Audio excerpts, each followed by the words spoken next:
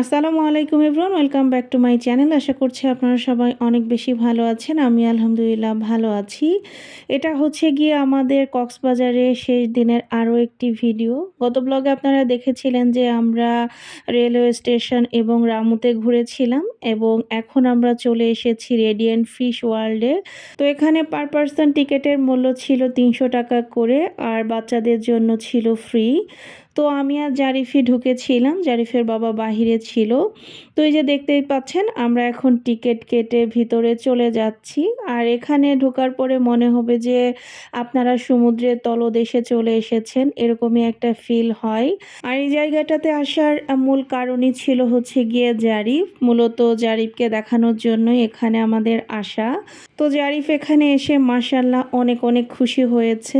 আর আসলে জায়গাটা এত সুন্দর যে কোনো বাচ্চা এখানে আসলে খুশি হয়ে যাবে, বড়দের কাছেও ভালো লাগবে জায়গাটা, যেহেতু এখানে অনেক ধরনের ফিশ দেখতে পাওয়া যায়।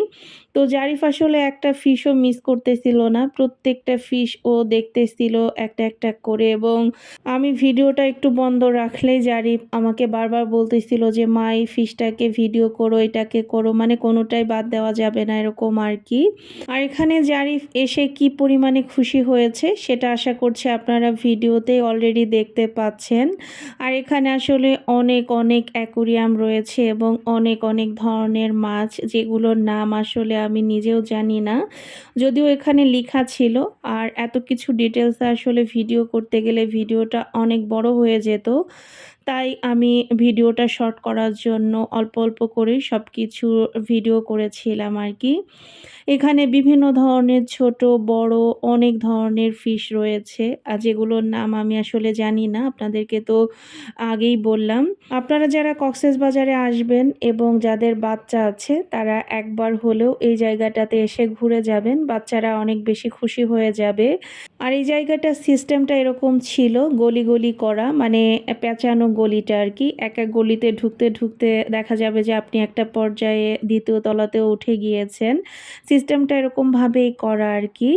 আর এই ফিশ ওয়ার্ল্ডের সবথেকে এই জায়গাটা আমার কাছে বেশি ভালো লেগেছে। এখানে দেখতেই পাচ্ছেন দুইটা শার্কের মতো ছিল, অনেক বড় বড়। তো এই শার্কগুলো দেখে তো জারিফ মাশাআল্লাহ অনেক খুশি হচ্ছিল। আর এই জায়গাটা আসলে খুবই সুন্দর করে ওনারা ডেকোরেশন করেছে। এই জায়গাটাতে আসলে আপনার কাছে মনে হবে যে আপনি একদমই সমুদ্রের নিচে অবস্থান করছেন, এত সুন্দরভাবে ওনারা জায়গাটাকে ডেকোরেশন করেছে।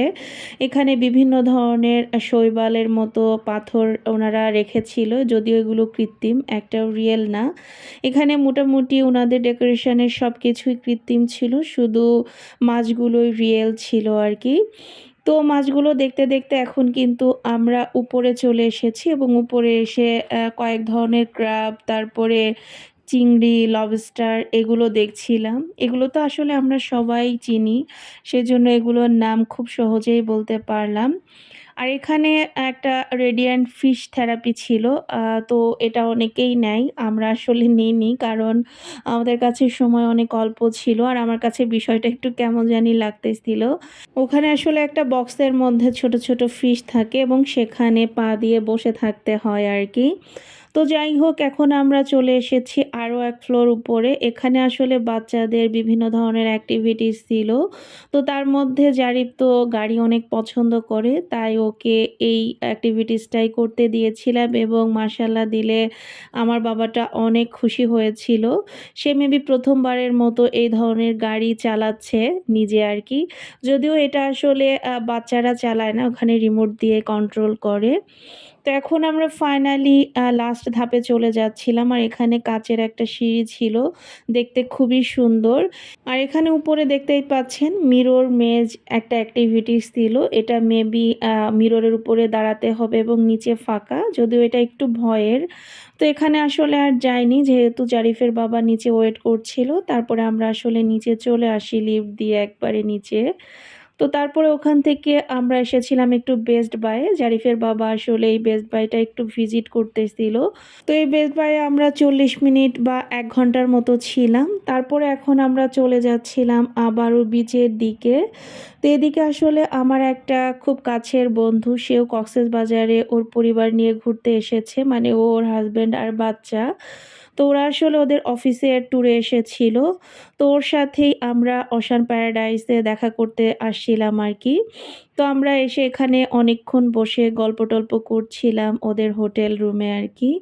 আর সাথে একটু রেস্টও করা হয়ে গেল যেহেতু সকাল থেকেই অনেক বেশি ঘোরাঘুরি করতেছিলাম।